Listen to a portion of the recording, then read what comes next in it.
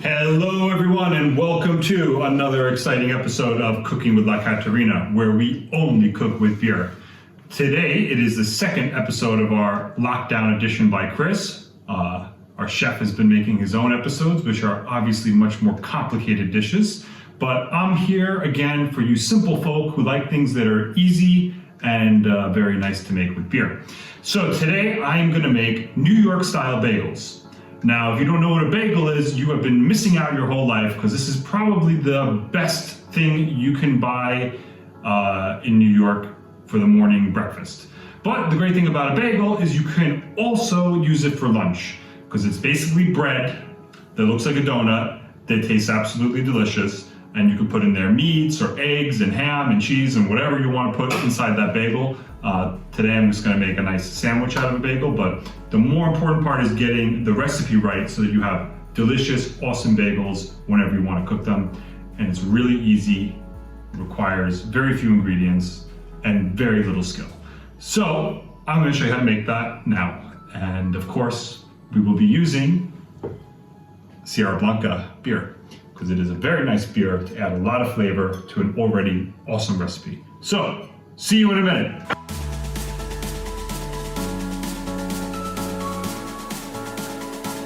To make this delightful recipe, you're going to need a couple things. You will need flour, you will need yeast, you will need Sierra Blanca beer, salt, sugar.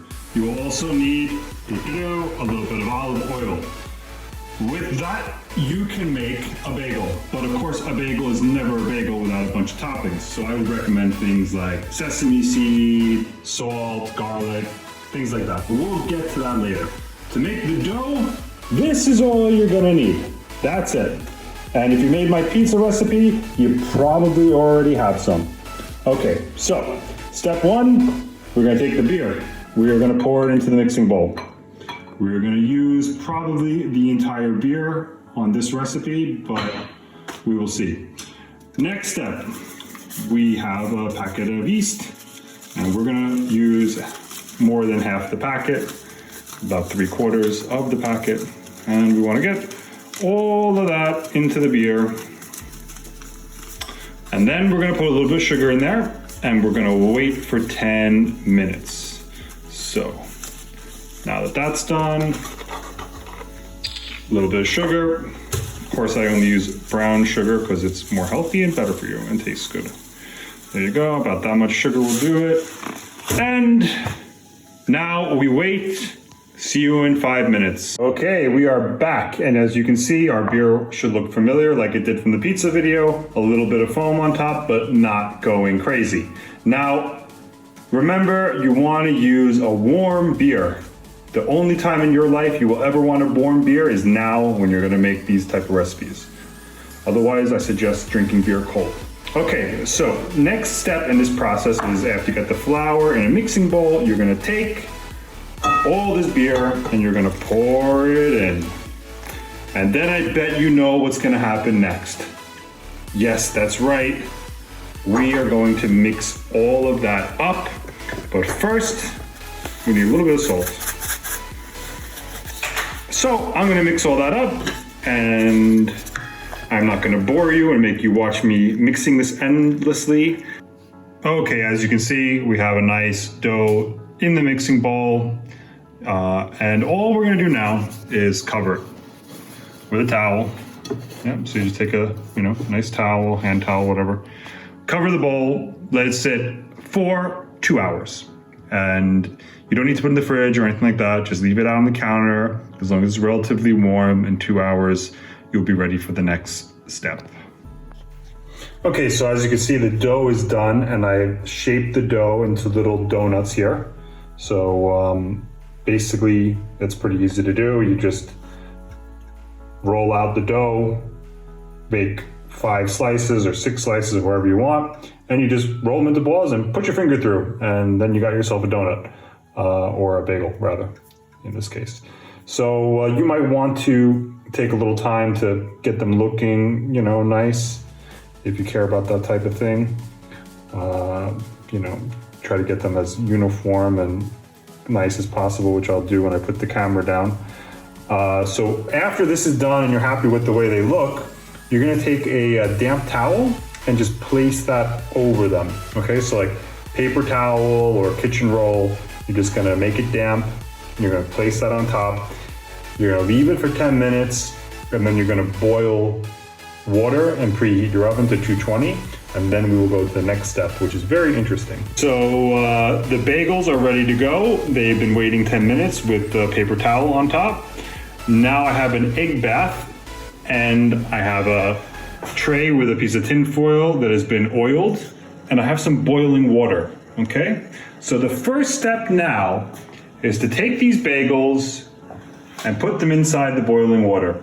And it is pretty easy to do. All you really want is to grab the bagel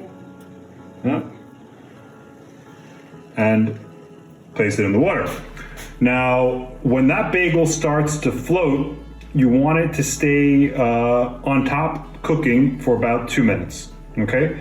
So right now, you might need to give it a little bit of help to rise to the top. So if you just kind of like help them out so it doesn't stick or anything, you'll see eventually it will start to float. And I'm gonna get them all in there, and then I'll come back when they're all floating. And okay, so you can see that the bagels are now boiling. And there they are in the pot, boiling nice.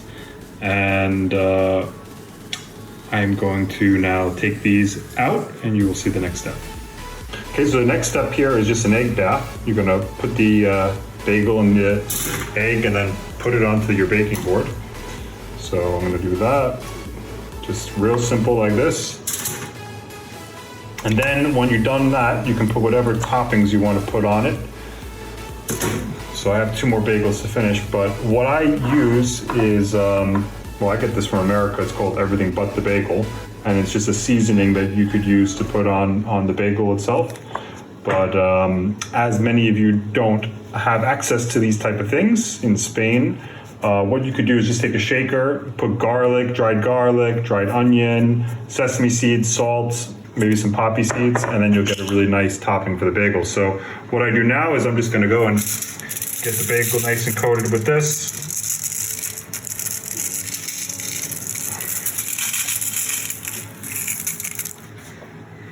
Kind of hard for you guys to see that because it's steaming up my camera. Okay, that's better. So there we go. That's the 3 bagels. I have another 2 boiling, which are looking like they're almost done. So I'm just gonna go and turn them over, get them in there for maybe another minute, and then I'm gonna do the same thing. I'm just gonna put it in the egg bath, put it on the cooking sheet, put a bunch of topping on it, and then it is gonna go into the oven, which has been preheated to 220. You can never have too much topping. Okay, so we have the bagels on the pan. They have been boiled each for about 2 minutes. And now, very simple, they are gonna go into the oven until they're golden and crispy, which will probably be something like 20 minutes. Okay, so that's been about 10 minutes in the oven. You can see how they're getting golden and nice, and they should be smelling really, really delicious as these do. I'm gonna leave these for another 10 minutes because I like them very golden and crispy, and then I take them out.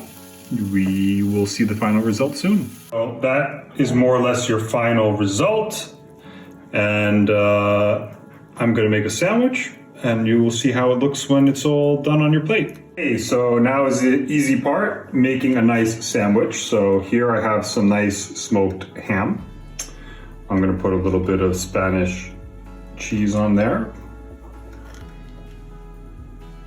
I'm gonna take a little bit of lettuce, put that on top. Boom. That's a bagel sandwich right there. So, it's even a little bit healthy with some lettuce. And now you just dig in and enjoy. And those bagels will stay nice for a few days.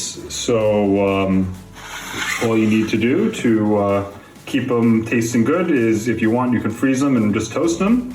Or if you're hungry, and you could just eat them all with your family. So that is how you make a New York style bagel with beer. And let's enjoy. Now that's a nice bagel right there. Crunchy and delicious, just the way it should be. Taste of New York and Spain in lockdown. See you next time on Cooking with Cats.